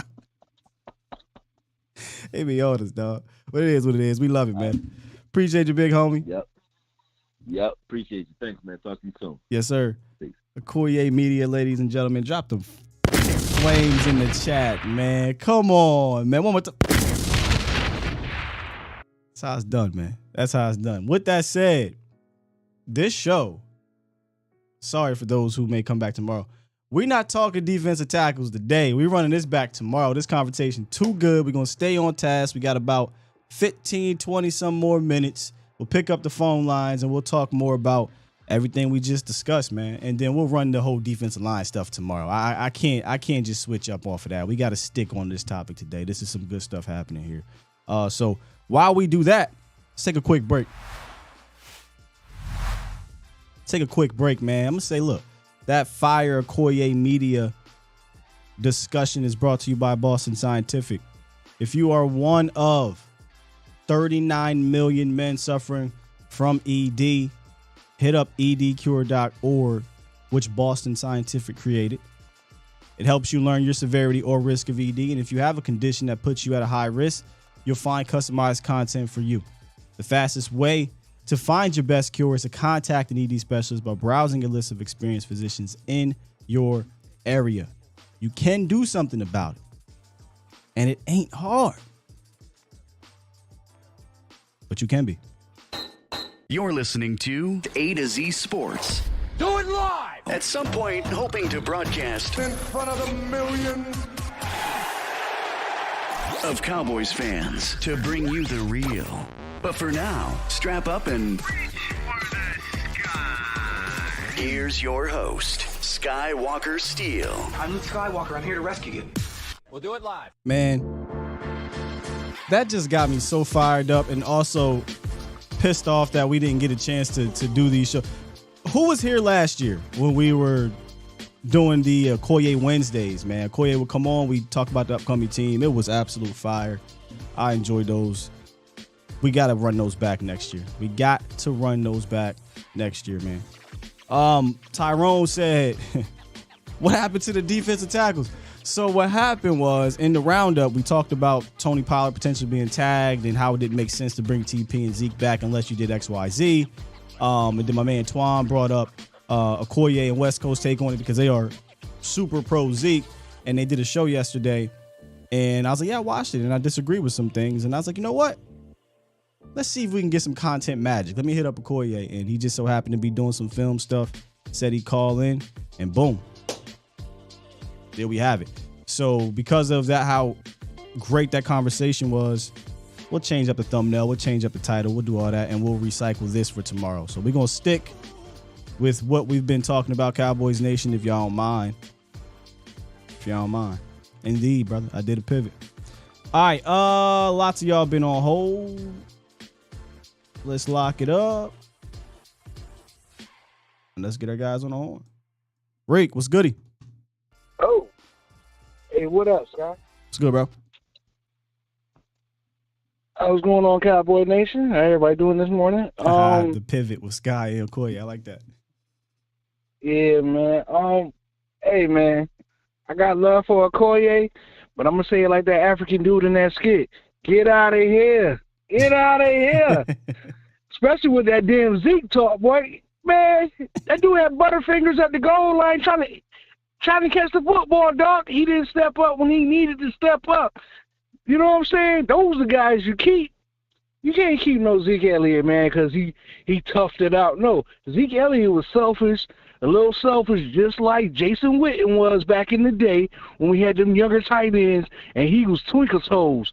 Yo, man, because that dude, knowing as a veteran, and we supposed to have an ultimate goal, bruh, you supposed to be tapping your helmet saying, come in, to Tony Pollard last year. You should have tapped your helmet a little bit this year in that playoff against San Fran and said, Davis, come in and run it, see if we can get a spark with Davis. But see, I don't blame it all on Zeke. I blame it on them coaches too, like Kellen Moore, and I'm glad his ass up out of here for that. But Zeke, he's not worth the money no more. He ain't who he used to be, man. Let me. You brought up coaches, and it got me thinking. You think that's why Skip Pete's not here anymore? I don't know. I just thought it was real foolish because I think for us not to put that dude in the game that game, man. I don't think that's so. Here's the thing. I don't think Kellen gave a damn, which probably he should have because I think you could do more with a Tony Pollard from a schematic standpoint. But I think Skip Pete was in charge of that. I mean, I'm just guessing. But it sounded like he would have, and I wonder if that's why he's not here anymore. I'm just guessing. I ain't trying to put nothing out there. That's cool. He skip his ass out the door too with Kelly. My thing is this: that game, like for the two important playoff games we don't had in the last couple of years, it came down to Zeke. Why you think that they took Tony Pollard out of the game? That was a hit. The way they took him out of the game, they meant to take him out of the game. Because if they didn't, we'd have won that game. Because Tony Pollard was about to turn up on him. Tony Pollard always turned up. Which on, game on you talking 49ers. about? Oh, last year. Yeah. Even the year before that when Dak was injured. Tony turned up. The Niners were not good that year. Up. I don't even like to count that game. That wasn't the same Niners defense. But you're right. Last year it was inexcusable for him to only see 3 carries. That was kind of wild. And that was a hit. They made that was some illegal shit, if you ask me. And I think the NFL really need to get rid of that hit and that type of tackling, because that's damn near equivalent to me. I think it's equivalent to horse collaring without the So without I'm the not horse gonna collar. lie. I thought the play was. I thought it was outlawed. But it's football, man. These dudes, it's tough. I'm not mad at the defender. It's a tackle. It just sucks that he got hurt. Yeah, it sucks that he got hurt. But my thing is like this. You said it yourself, Sky. The two teams that are in the Super Bowl right now have a role for their running backs. They got 2 to 3 running backs that they're running, and they consistent with how they running their offense. Yo, we need some fresh legs in here. Davis is a start, but you need to go in that draft and go get some other fresh legs if you're going to tag Pollard. Sure. I love Zeke, but it's time for Zeke to go, man. Emmitt had to leave. Zeke got to leave too. So that's all I'm going to say about that. All right, Rick. Appreciate you, big dog. And I'm up out of here. Peace, y'all. Oh, yeah. Table, man. We need to exit interview round table, man. That's all I'm going to say, and I'm gone. Peace. Oh, I like that. Exit interview roundtable. Oh, that might have to be the title of the next roundtable. And people have been hitting me up. When the next roundtable? Y'all asking the wrong one. Vach is the guy you got to ask. There ain't no more superstition. The season's over. So I think we got to get everybody together and we'll get a nice little exit interview roundtable. I like the name of that. But yeah, man, the Super Bowl team's got a gang of running backs. You know, the Eagles got 4 of them. You know, Jalen Hurts, Gainwell, Sanders, and Scott. The best 4 running back tandem in the league right there. Is 4 a tandem? I don't think that makes sense. Running back committee. Here we go. Danny. Danny calls in every once in a while. What's up, Danny? Good morning, Scott. How are you able to be on the phone and be in the chat? I mean, that's impressive. Because I'm talented. I had my coffee. All right. I was on my iPad. To the caller before the last, I guess he's a YouTuber. I had no idea who he was. I only hang with you and Vach, but I'll look him up. Yes, you're missing out, man. He does great stuff. I'm gonna look him up. I only watch like 4 guys on YouTube. I can dig it. Like I said, I'm a loyal, very loyal. You're busy painting houses. Yeah. Gutting it out is when you got the flu and you still got to go to work to put food on the table for 5 kids. Not when you're getting paid $30 million a year to run football. Zeke was paid for past performance. The reason Zeke will be back is because Zeke sells a lot of jerseys. Plain and simple. Because if it just came down to football X's and O's, Zeke is not coming back. But they'll redo his contract somehow, and they're going to listen. I see them running it back with TP and Zeke. When there is 1 million day 3 running backs available in the draft. Before I go, I'm just going to give you one name to look up. Give me a name. Mohammed Ibrahim, running back, Minnesota. He could have came out 2021, but he blew out his Achilles versus Ohio State. The kid's a monster. Dane Brugler doesn't even have him in the top 15. He might not even get drafted, but he will make a team. That's my day 3 guy for the day, and I'm out. I'm going to check him out. Appreciate you, Danny.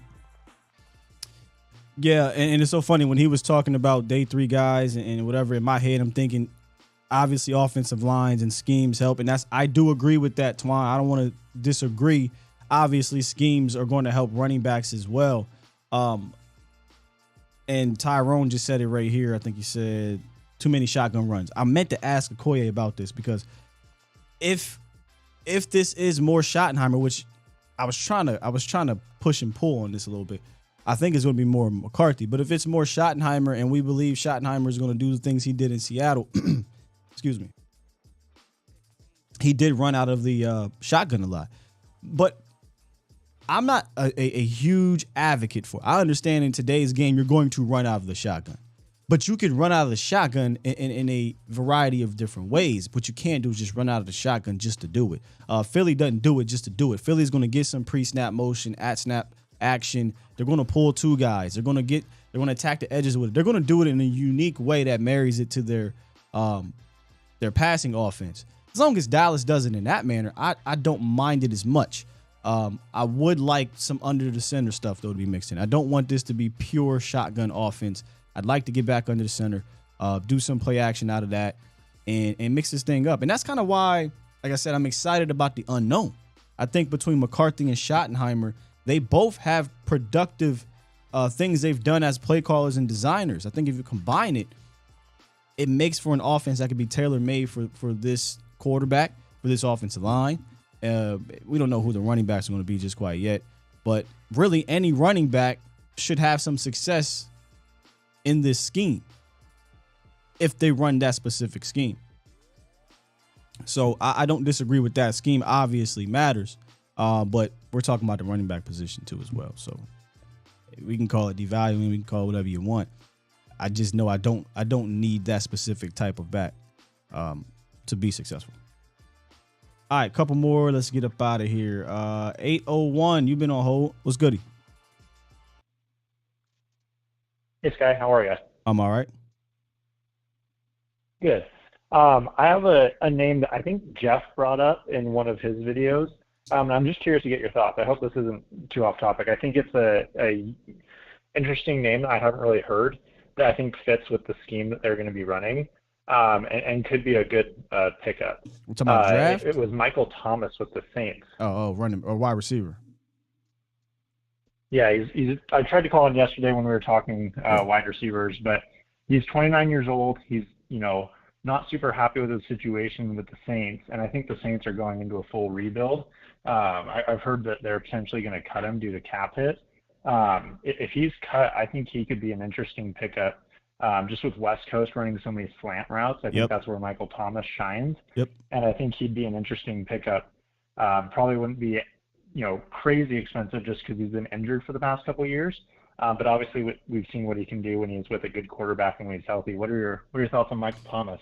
I like Michael Thomas, the player. I don't know if those injuries have caught up to him, right? So obviously now I'm taking off the NFL fan hat. Now let's put on a GM hat, right? What is it going to cost you? Is that going to affect you getting other guys? I'm not a doctor, but is his injuries, are they too significant that he already was a possession receiver, right? Is it going to slow him down even more? Sure. I don't know enough yet about his health, but if you're going to tell me Michael Thomas is healthy and he's not going to cost you, top 5 wide receiver money or top 10 wide receiver money, and it's not going to be a long-term thing because, again, he's been injury prone, I could be talked into it for sure. Michael Thomas, when healthy, has been one of the most productive and best wide receivers in the league. So it'll be similar to the Zeke situation, right? Like, can you guarantee me that this dude is going to be healthy? And if you can't, then how much is it going to cost? Because now I'm risking him only being available or being available and not being at the top of his game because of his health, when I could have used that money or roster spot for a different player that could be available and play at the top of his game. So it ain't easy because of his history. Yeah, and I only bring that up because I think you make an excellent point, but it seems like the only free agents that the Jones boys go after are former high-pick injured guys who they seem to take a chance on. Yeah, we call those the Stephen Jones criteria. A veteran that's injured is right at the top of that. But remember, the part of that Stephen Jones criteria is the money. Oh, yeah. Yep. How much of that pie are they going to get? Yep. Just going along you and Akoye's conversation as well, I'm kind of the opinion that there's enough depth in the draft that I would personally move off TP and Zeke. But that's just me. But I appreciate all you guys do. You guys had a great conversation today. Keep up what you guys are doing. Thanks, man. Great call. What's your name? Tag. Tag. I appreciate you, Tag. Yes, sir. Have a great day. I don't think he's alone in that. I think there's a handful of people who are okay with moving on and bringing in guys. I think the scary thing is, though, and I think you heard it with Akoye, is that, new scheme, new coaching, we don't know we don't even know what scheme we're running. We're kind of projecting. But are you running a scheme that is one of those plug-and-play schemes for said running back or what have you, where a team like Philly, a team like Kansas City, a team like San Fran, a team like, I'll even go as far as say Minnesota, a team like Baltimore, these guys run have a scheme where their fan base ain't worried about moving on from Elijah Mitchell, moving on from Clyde Edwards-Helaire. They don't care about that because they know they can plug these guys in and it works within the offense. So I get the kind of not quite sure because we don't know what we're running from a schematic standpoint.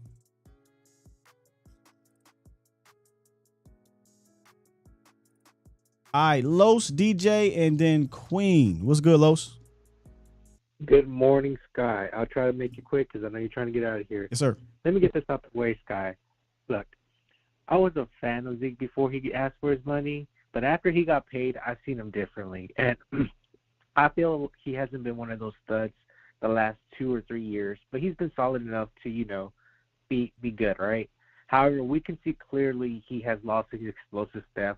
Right. Explosive step. And I think in today's NFL, today's play style, in that position, you should not, you have to be explosive to get to that second level. If not, the defense is just going to keep pounding on your quarterback. And you should not draft early in the running back, but you should draft early to draft a running back to you basically where you feel comfortable in developing them.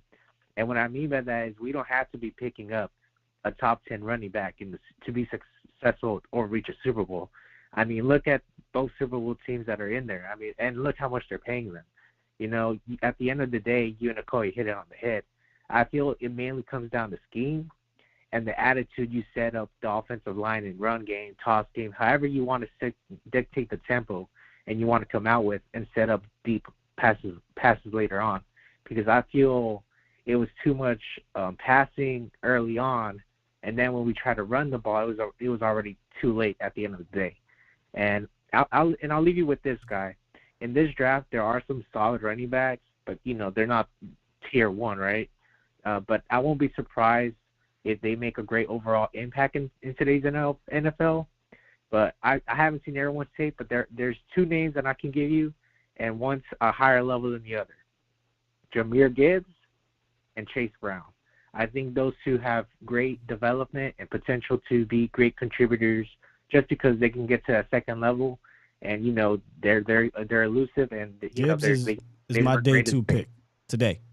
Like if I would want to take him in the second round to go with whoever the hell the back is because of this West Coast offense. I think they're going to throw the ball to the running backs more, and he could be electric in the backfield in tandem with somebody. So I'm all about Gibbs. Who's the other one? Chase Edwards?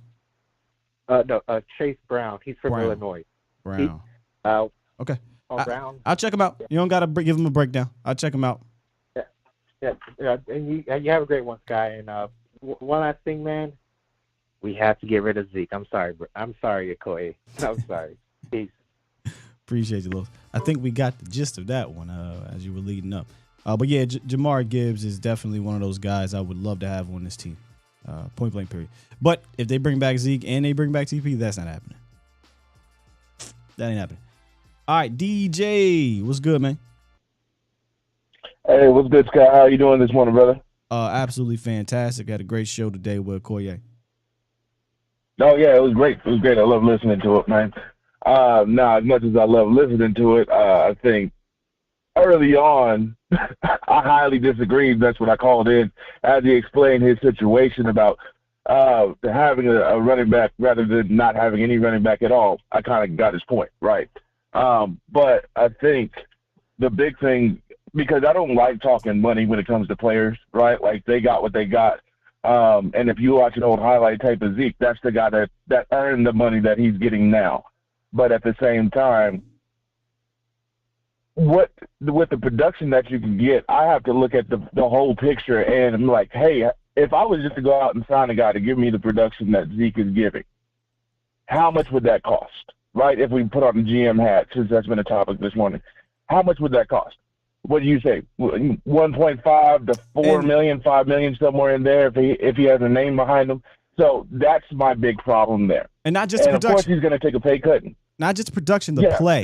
The play. That's my biggest thing. Is like because we can argue context for certain people's production, but the actual play. When I watch Zeke, I just see a guy that I'm like, I don't know how anyone can say I can't get that elsewhere, right? Like I just do. Exactly. You know. Now, can you argue? Can you argue you can't get that first 8 game Ezekiel Elliott? I still would argue I probably could, but that's just me. But I don't think he's the guy no longer. You say, man, he is an outlier in this league. You know what I'm saying? I don't think he's that guy. Exactly. Because if you're just going off of eye test, right, which eye test holds a certain amount of weight, right? It's not everything, but when there was times when Zeke would touch the field and Malik Davis touched right after him, Malik Davis looked like the better dude, right? And you could argue with you're arguing with yourself. You're like, nah, this dude is Zeke. He's supposed to be this guy, so we have to give him the opportunity over Malik Davis, who honestly, before this year, I didn't know who the hell he was, right? But when if you take the numbers off the jerseys and the names off the jerseys and you just watch the dudes run, Malik Davis looked like the better dude on a smaller sample size, and I know that matters too. But what that means is that you can get guys to go in there if you're doing running back by committee, if that's what they choose to do, and get quality production and play out of just no-name guys because it's running back. And I played running back for a short stint in my life. I know they're valuable, but that's been the most prominent position. If you're a good athlete, that's what you learn first. So that's why there's so many of them.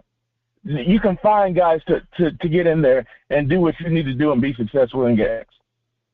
Yeah, it is what it is. I don't even like to use the term devalue because I don't want to disrespect running backs. I mean, I'm not saying that these guys aren't going out there working hard, being warriors and being good players, but it's too much evidence. It's just entirely too much evidence that goes against needing one of those guys where, again, I just look in the Super Bowl the last, how many years you want to go? 3, 4, 5, I don't know. The last how many years, I just don't need that specific type of player. Now, if you want to argue to me, what if I told you I can give you one of the best dual threat backs? They can be an elite receiving back and an elite running back. Then I'll have that conversation, right? Because now this guy can do 2 things for me and be explosive and be productive. Now let's have that conversation and see what we can get out of it for those amount of years. But and again, if I was Zeke, I would probably want to go somewhere else because it's not looking like I'm going to be back here to be that guy at the number I want. This could be a good thing for both teams. What if Zeke goes to San Fran? You know what I'm saying? And he gets to share the backfield with Christian McCaffrey in the scheme, right? And he doesn't have to get the ball a whole lot. And now Zeke's career can be a little bit better. Yeah. And final caveat, and I'll let you go, is that I'm cool with keeping Zeke, but if it's just relegated to – because he was still super productive in goal line situations this past year and all of that, right? Like he went so many weeks of having a touchdown in goal line situations. And if I'm paying $3 to $5 million for that guy, I'm okay with it. I'm cool with it, right? But at the same time, if it's anything more than that, I can't justify that to myself. Man, I don't know if he's going to take a cut like that. I mean – That's a huge cut, That's a huge cut, and he might feel disrespected. And if he doesn't want to take that, cool. I understand why. Yeah. I mean, you are who you are, and you've earned the right to be that guy. Right. But at the same time, I'd cut ties. Fair enough.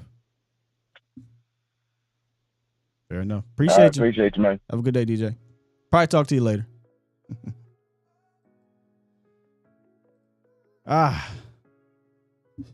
What a conversation today. Only right we ended with Miss Queen 2B. What's up, Miss Queen? Uh-oh. Miss Queen, you there? I think you might got me on mute.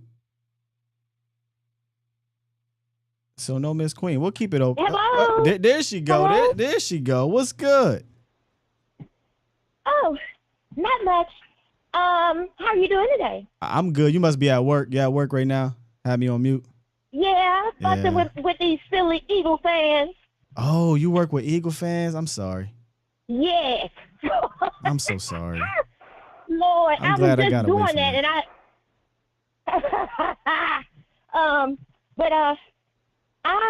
am back and forth as far as paying or not paying Tony Pollard, because we've seen, the Gallup thing kind of has me on edge about signing him because Gallup was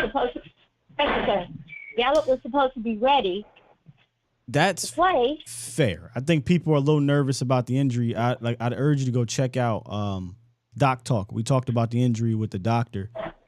And I do want to make this a thing, right? Like ACL, MCL tear and coming back in 9 months to go out there and play like Gallup did, I think it's different than a high ankle sprain and a fractured bone, right? Like I think that's a little bit different, but I get it. You got to get surgery. It's a little concerning moving forward. So a fractured bone takes less time to heal than an ACL surgery? Oh, 100%. He'll be back. He'll be back for minicamp if he wanted to. What is it? He got a surgery in January. Was February, March, April? Yeah, he'll be back for minicamp. So at the very worst, he'll be back for training camp, but that's extra time. So yeah, it takes way less time because it's just a fracture in the bone, and then he already got the surgery. He had surgery for the high ankle sprain, and that was I think a 3 to 5 month recovery. So he'll be back. Okay, well that's good to hear. Yeah. So that's a little bit of a concern to me. Ezekiel Elliott, I know he's everybody's talking about whether to keep him and whether to not keep him. But I want to keep them. Okay. And it's a little fanish. That's okay. I mean, everybody got her fans. Some fanism. Because I feel like he brings way more to the team than just his football playing. Well, he does a lot for the team. He does a lot for the team outside of being on that field and playing football.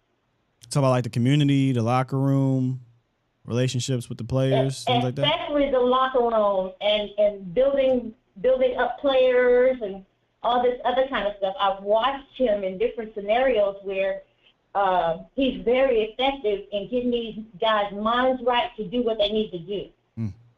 And giving them the discipline because he is a veteran, and he tells them, no, you go back and do that again. You know, he's one of those type of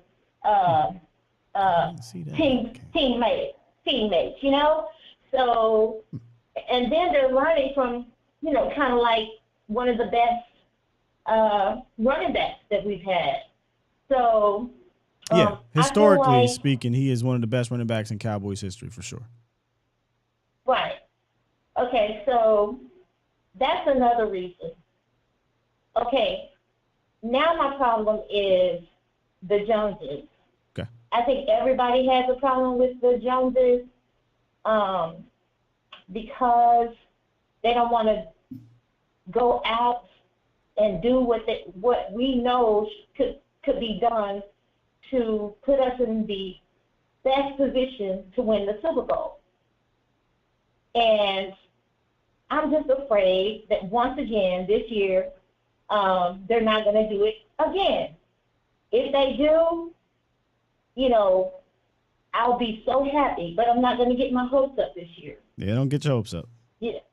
Don't get your hopes up. And like other people are like, I'm getting sick of this team, you know, probably jumping ship or whatever. I was a Cowboys fan before the Joneses bought the team.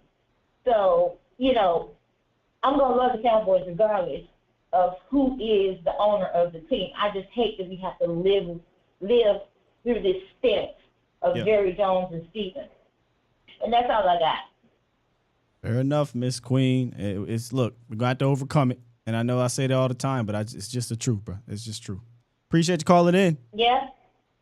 Thank you. Thank you. That's Miss Queen, ladies and gentlemen. Ending the show today. Let me close these lines up. Boom, boom, bam. Wait, now bam. Wow. What a show. For those that might have jumped in here late and you're like, did y'all even talk Cowboys interior D-line? Nope. We did not today. And you know what's funny? I had a feeling. I said, maybe I should do running backs today.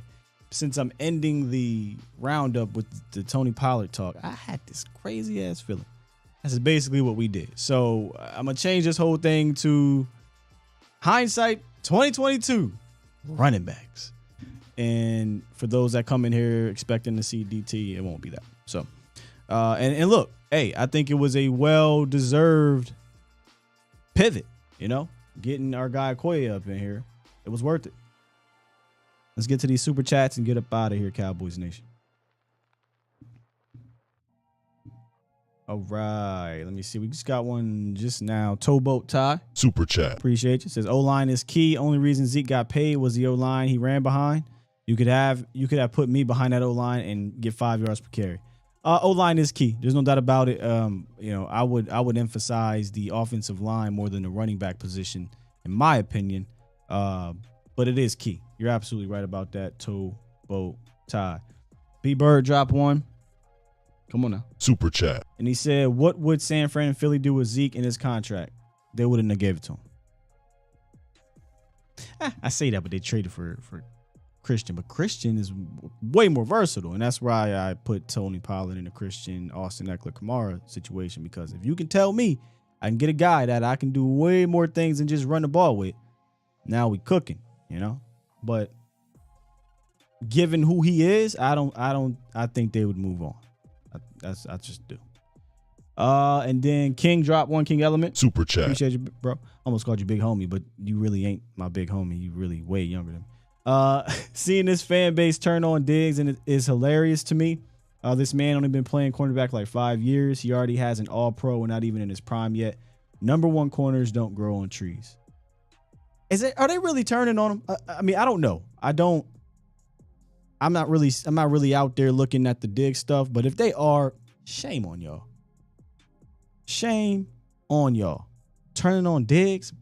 I get being upset he didn't make a tackle and he's not one of those type of corners, but he's a hell of a cornerback.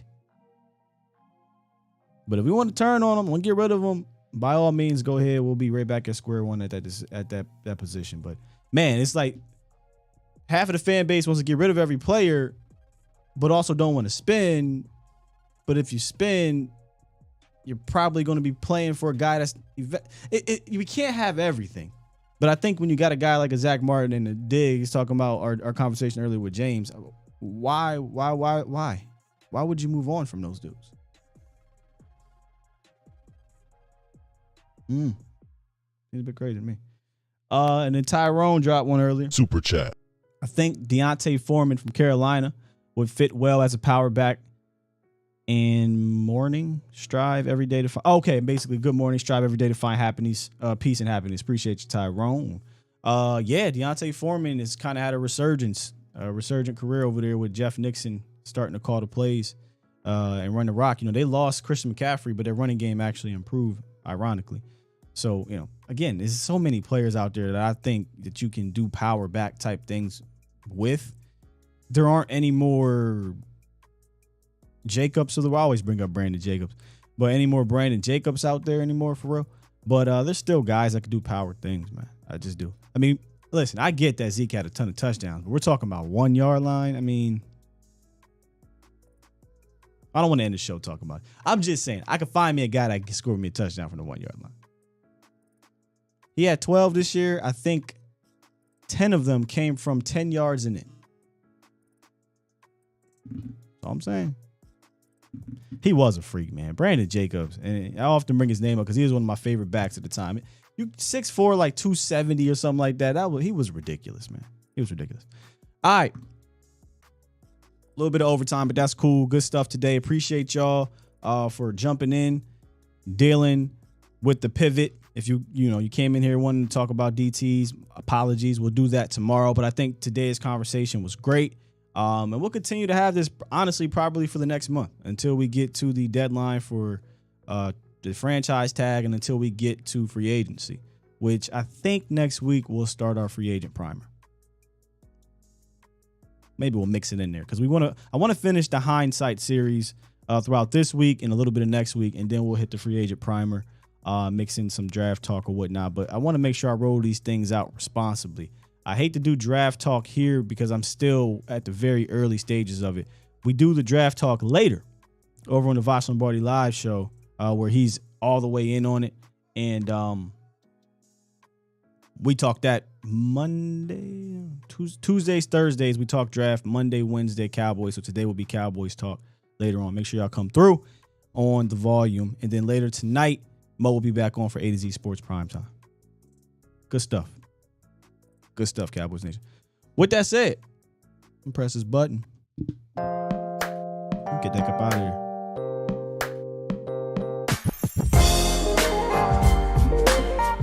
I actually gonna run back this Akoye segment. Fire. If you missed it, hashtag run it back game. You don't want to miss things. I wish we could run back that Twilight Trips. I wish. Love y'all. Peace.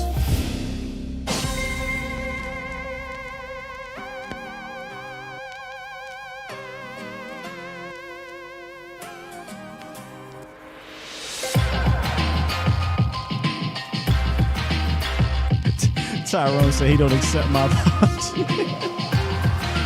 Call in tomorrow.